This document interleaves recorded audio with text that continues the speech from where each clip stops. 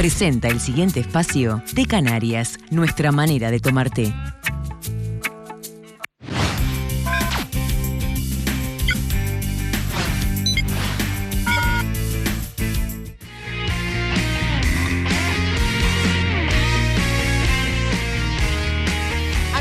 Continuamos en este encuentro de esta tarde en casa, pero ahora sí, haciendo caudal del capital que nos aportan nuestros invitados. Agradecemos a la magíster Susana Mangana su presencia. Reencontrarnos ante cámaras es tan grato como hacerlo fuera, cosa que hacemos poco. Es un gusto tenerla con nosotros. El gusto es mío, Mariana, es un gusto reencontrarme contigo también. Es una mujer que está desde hace mucho tiempo ya trabajando en nuestro país, está uruguayizada. Sí. A pesar de que tiene su sotaque, como dicen los ancestros de nuestro segundo invitado. La profesora tiene una cátedra de estudios árabes e islámicos en la Universidad Católica y en la tardecita de ayer tuvieron una movida en el aula magna, ¿verdad? Exactamente, sí, tuvimos el placer de recibir al doctor Sergio Abreu y estuvimos conversando de una manera muy distendida, muy ágil, muy amena sobre el terrorismo y la seguridad internacional, un tema que preocupa a nivel mundial y que creo que también es importante reflexionar cómo estamos aquí parados en América Latina y también en la región, en Uruguay sobre todo. ¿Por qué aceptó Abreu? Muy bienvenido y gracias por acompañarnos. Bueno, nosotros tenemos el Consejo Uruguayo de las Relaciones Internacionales. Exacto. Y abordamos todos estos temas. El CURI. Ahí está. CURI, que tiene, bueno, un perfil muy bajo porque, como todas estas cosas, el presupuesto nuestro es de $9.000 anuales. Así que con eso hay que hacer todo el esfuerzo.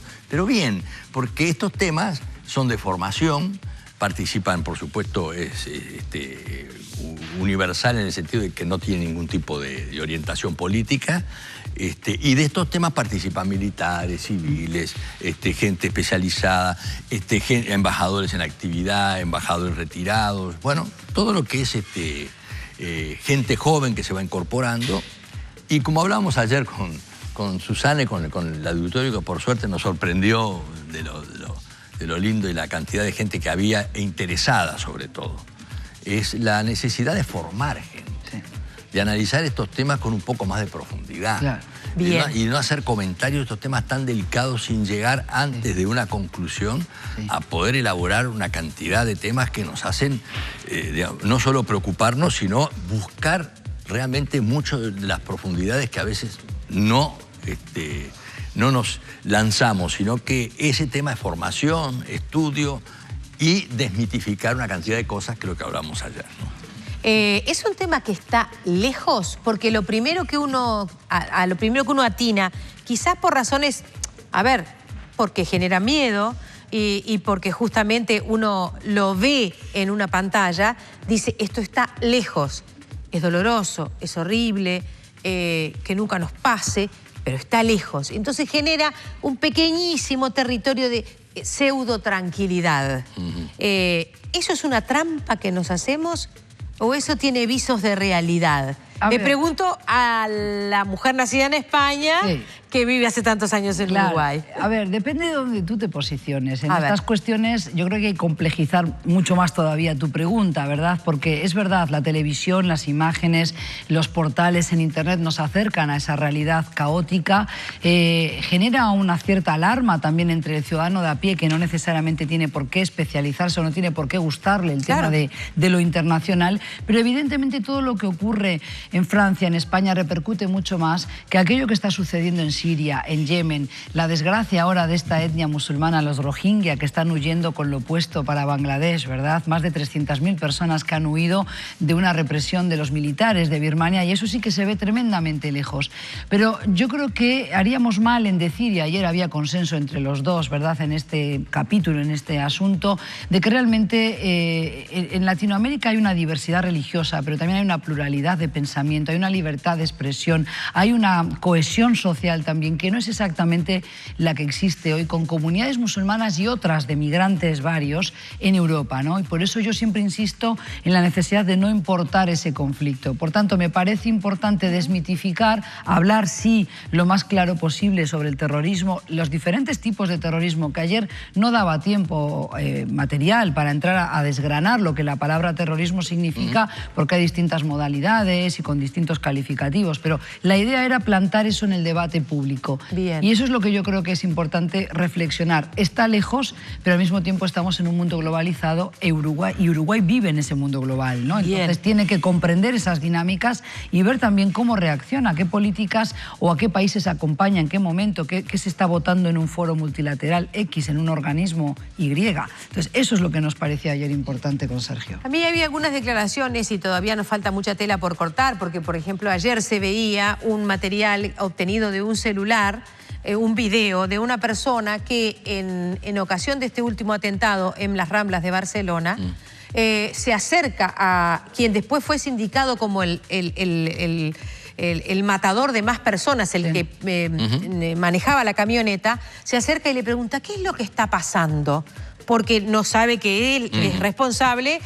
Esa persona viene aparentemente huyendo porque en realidad busca un pasaje por entre el mercado para... un recoveco. Ahí está, busca un recoveco para escaparse y esa persona lo interpela y dice ¿pero qué es lo que está pasando? Es decir, y de manera inmediata esa persona se hace el desentendido, o sea... acaba de dar con el terrorista. Ese hombre pasa y solo mucho tiempo después, cuando se vuelven a analizar esas imágenes, se da cuenta que hay una correspondencia entre esa persona que parecía una víctima más y la responsabilidad que tenía. Pero eso se conoció ayer.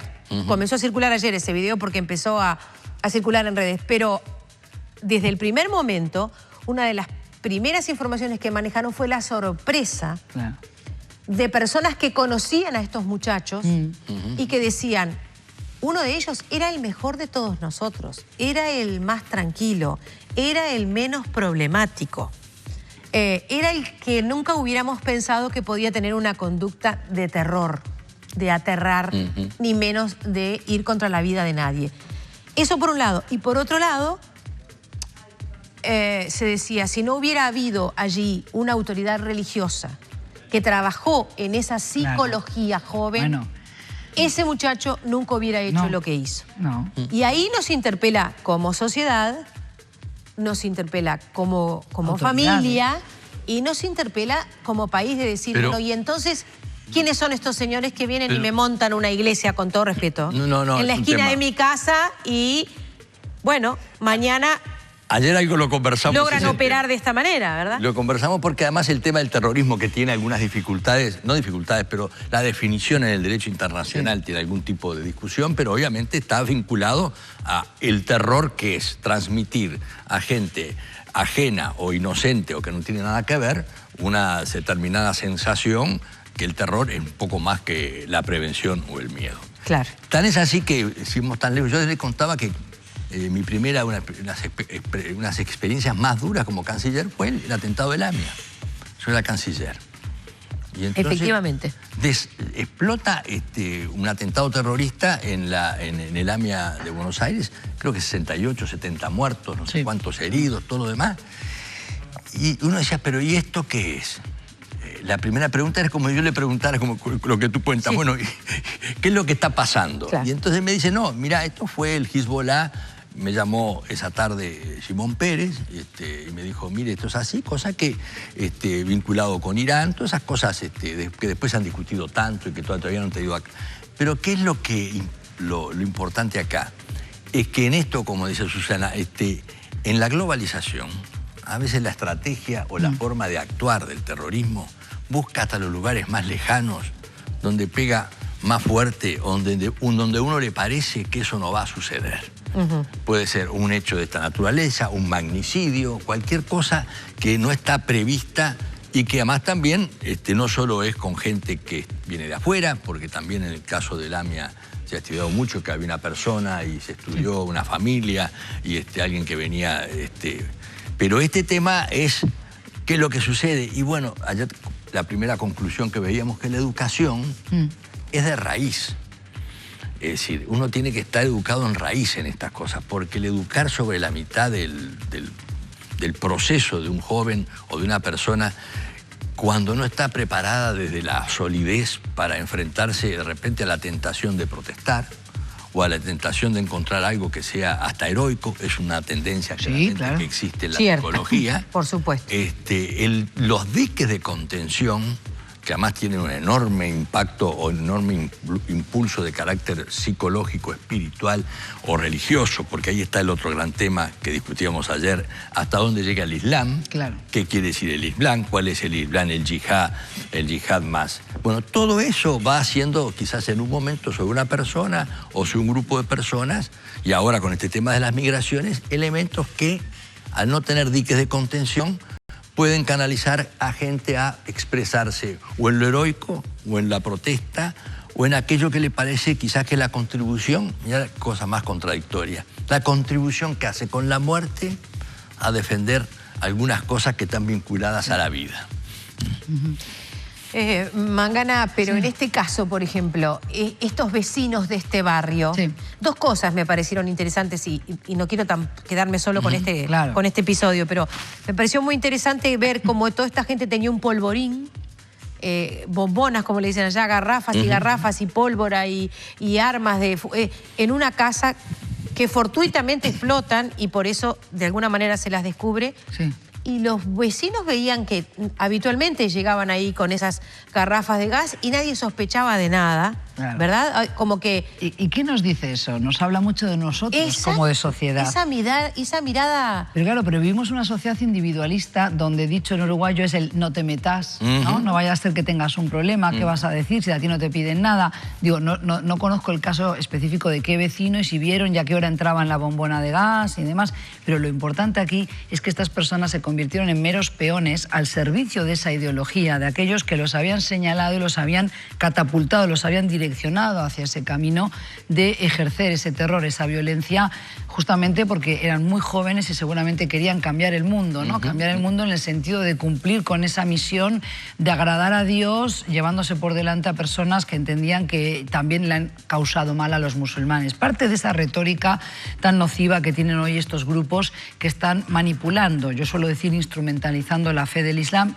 de alguna manera están secuestrando la fe, porque también son ellos responsables de demonizar una religión que hoy cuenta con más de 1.600 millones de fieles en el mundo. Eso lo hemos conversado en otras ocasiones y que además tiene la particularidad de ser la religión que más rápidamente crece. ¿Por qué?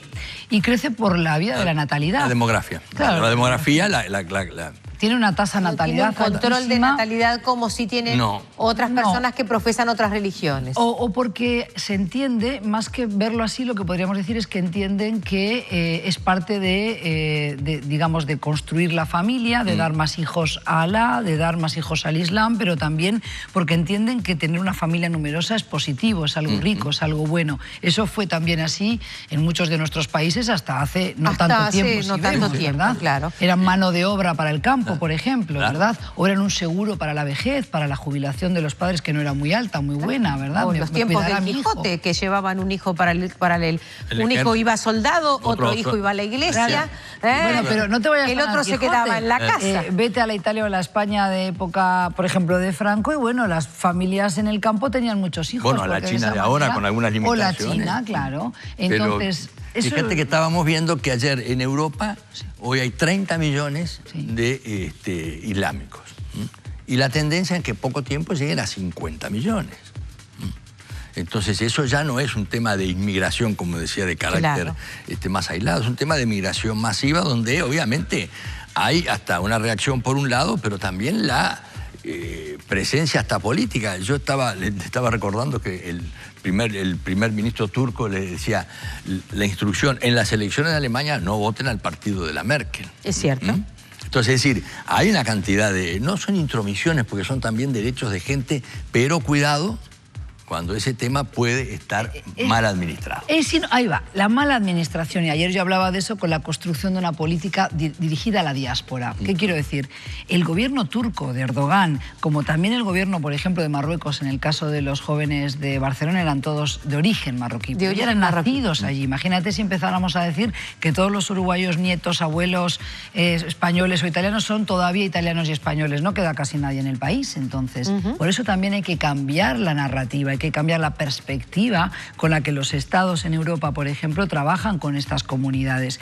Y yo ayer hablaba de este aspecto, ¿no? ¿Cómo quieren las remesas de los migrantes marroquíes en España? Por eso entonces tienen consulados allí donde hay una comunidad nutrida de marroquíes, pero podría ser también de Túnez o de tunecinos. Entonces estos países tienen esos consulados para recordarle a esos ciudadanos que tienen que reenviar esas remesas a Marruecos. No vaya a ser que pierdan ese dinero de las arcas del Estado marroquí. Y a su vez España o también Francia y Bélgica han dejado hacer, porque de esa manera no se tienen que hacer cargo de ciudadanos que son de pleno derecho ya. Entonces aquí hay un juego perverso que finalmente también es parte de esa problemática, que es muy europea y no ocurre lo mismo con las comunidades, porque son varias musulmanas aquí en América Latina. Pero está bueno que se hable de ello, está bueno advertir estas cuestiones y, como se suele decir ahora en clave académica, lecciones aprendidas, ¿no?, de esos errores de Europa para no cometerlos aquí. Es breve la pausa, volvemos en instantes. Estamos con nuestros invitados, Susana Mangana y Sergio Abreu. Sergio Abreu y Susana Mangana.